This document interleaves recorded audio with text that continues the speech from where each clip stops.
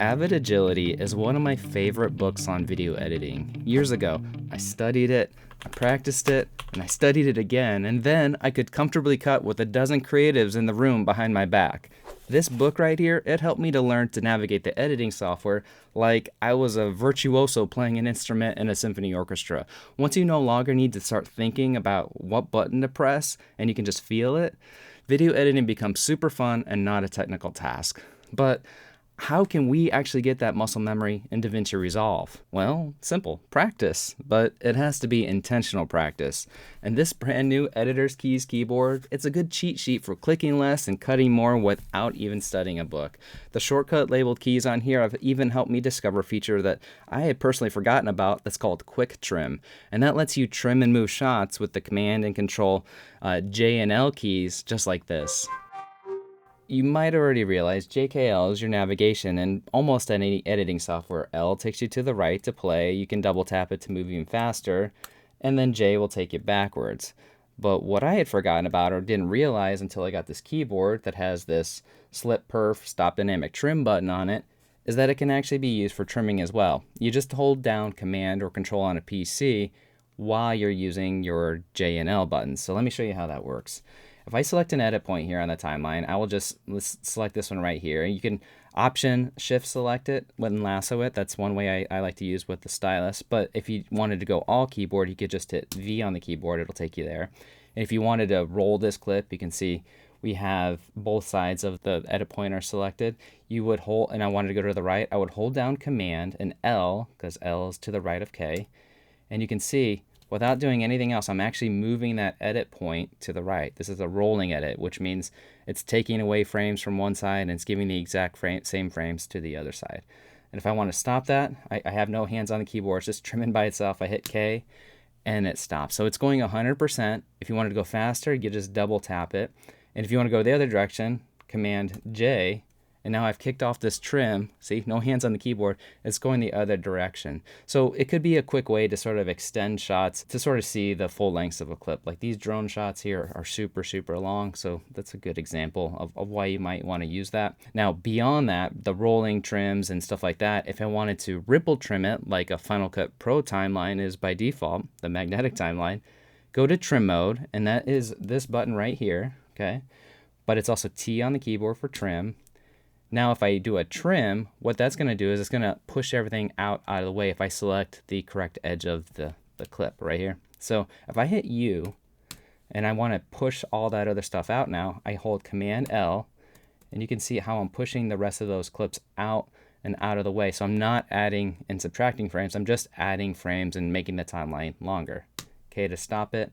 Now, to take this a step further, you can actually use this to actually move clips around on the timeline independently of the edit points. So the way that would work, go back here to selection mode if you don't want to do a slip or slide, which is for another tutorial. You could select the clip and then hit Command L. And look at this. I'm moving this down the timeline, no hands, right? It's like when you're riding a bike with no hands. So I'm moving that down that way. And if you want to get away from using a stylus or a mouse to sort of click, you can also turn on underneath the timeline menu that's called Selection Follows Playhead. And what that's going to do is going to automatically select whatever the highest most auto select track thing that's enabled over here. So this would be a way to select things without touching a single mouse. But sometimes it's just you use both hands. It's okay to use both. So you can see how I can move clips around by just Command J takes it backwards. Let's say I want to move this one down to the right. Pretty cool trick. Anyways, I have so much more stuff to talk about this keyboard. Let's get into it. Full disclosure, Editor's Keys, they sent this to me for free, but it's not an ad. They didn't pay me. This is just my thoughts that they wanted as a fan of editing input devices, because in the past few years, I've used the Keychron C2 mechanical keyboard, the Apple Magic keyboard with Touch ID, and the DaVinci Resolve Speed Editor. Oh, and also I use those keyboard skins from Editor's Keys, and they sit on top of my MacBook Pro and Apple keyboard so it protects it from crumbs and drink spills. We know we're not supposed to eat at our desk, but we do anyways. Features. Well, it's a full-size keyboard, which in my mind is a requirement for serious video editing, and that's because it has a number pad on the right side. The number pad's great because you can precisely enter timecode values like you would with any sort of accounting software by just entering plus and minus and the timecode value. So you can move the playhead, you can move clips, you can move pretty much anything you need to with it on the edit page. Now on the color page, it's really handy because it shows you what the colors are for the printer lights. Now, they're enabled on the color page by going under the color menu to printer light hotkeys. Make sure that is checked. If it's checked, you can see it does have all your shortcuts available here. And this does work on any keyboard that has a number pad. It's not specific to this editor's keyboard. On this particular image right here, if I wanted to put extra blue into it, the 9 and 6 keys are controlling the blue. So if I wanted to put more blue into it, I could tap the 9 key, and you can see I'm putting more blue into it, and it's controlling this value down here, the offset, which is a great way to sort of set stuff up without really changing the tonality of the image overall. So if that was too much, I can back off it, and if I want to take it off a little bit less than it is, just hold Command with 6, and those are smaller increments. You can see they're quarter amounts down here if I'm holding Command. Maybe I want to put more blue into it, and maybe it has too much magenta. Well, magenta is the opposite of green, so I will push green into it with the 8 key, and you can just quickly adjust and balance shots. Now, one thing that's hard to tell from just looking at a picture on a website is how does it feel? Like, does it feel cheap? And I would say no, it definitely feels solid. It's a lot like an Apple keyboard, but maybe a little bit heavier. Maybe there's a bigger battery in it, not quite sure why, but it feels like it's going to last a long time. One of the selling features of this keyboard is that it has a backlight. So the way the backlight works is you tap the button right next to the control, that turns it on, push it another time, it gets a little brighter. Again, one more time brighter, so you have 3 brightness levels. Push it again, turn it off during the daytime or when you want to save battery. Supposedly, I didn't count them, there's 150 shortcut hotkeys on here, and they're grouped by color. Something that was unique to me that I found useful on it is there's a magnifying glass that's right above the backspace key, and that's a search button. So instead of entering Spotlight by hitting Command Space on a Mac, I don't know what it is on Windows, you could just hit that one button one time and get you to search your computer for anything you need to find. And the rest of the function keys at top are really nice as well. I particularly use the F4, F5, 6 buttons with the Apple Podcasts app so I can pause a podcast anytime a new call comes in. Now, if you like a clean desk, there's no wires needed once you have the thing charged, obviously. It works over Bluetooth, and it charges over the USB-C port that's on the back right here.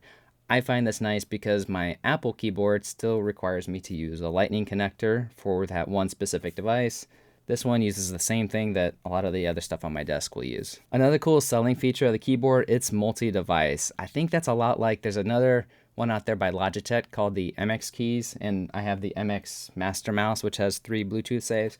And what that means is I have a MacBook Pro set up next to me, and I can quickly switch to that easily. I can even copy and paste to it just by pushing the 1, 2, or 3 buttons that are right up there. So I have this working with a Mac Studio, a MacBook Pro, and an old 6th gen iPad, and it switches really quickly between the two, so I don't have to have extra keyboards laying around. Even though honestly I love having extra keyboards around. Not a feature, but just know it works as a regular keyboard as well for typing. It has little nubs on the F key and the J key, so you can find your way without looking down at it. Obviously this is the Mac version, but there is also a Windows version. It's just the Alt option and the Command Windows keys, they're just flopped.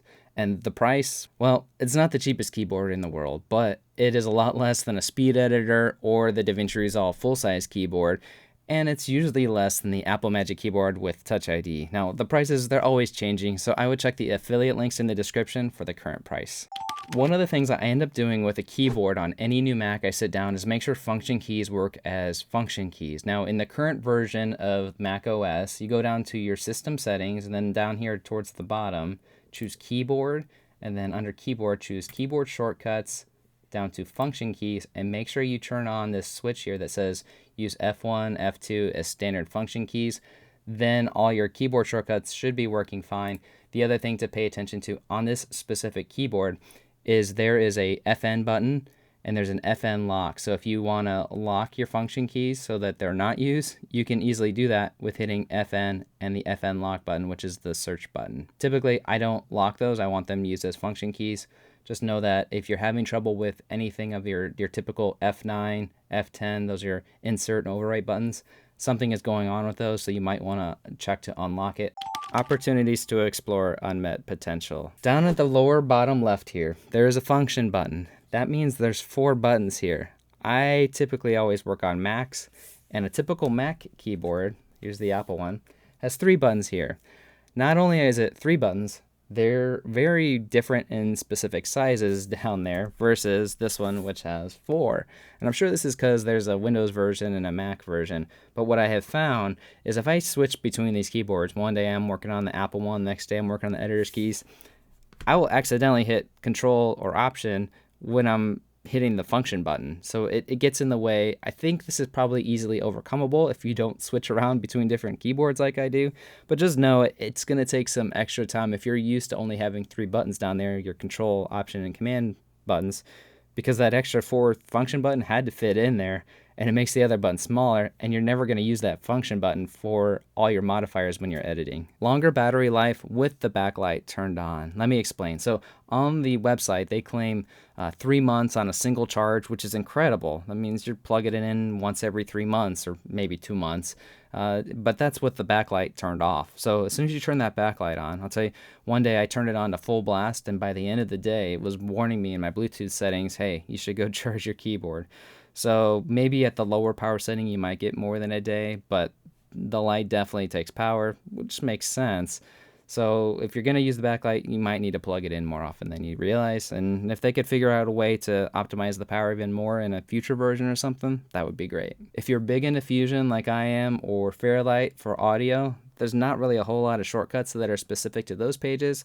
Just makes sense, but I don't know, maybe in the future if those got more popularity, there could be a specific Fusion keyboard or Fairlight keyboard. And the last little opportunity I would say is the texture of the keyboard, and this might change as I use it more and the oils from my fingers get on here, but I feel like it's a little bit more slippery than other keyboards. Like when I have my fingers on here, they're not quite as grounded as they are on some of the other keyboards, or if I was even just to use the silicone covers that Editor's Keys makes as well.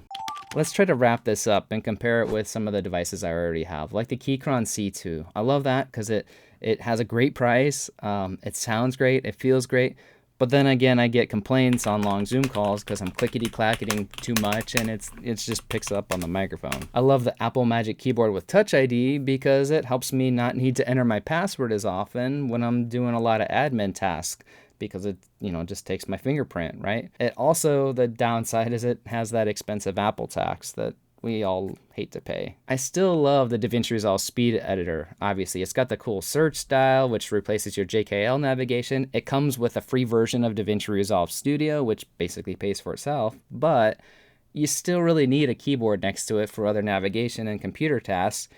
And for me personally, I use Jump Desktop, which is a remote software to remote into other computers.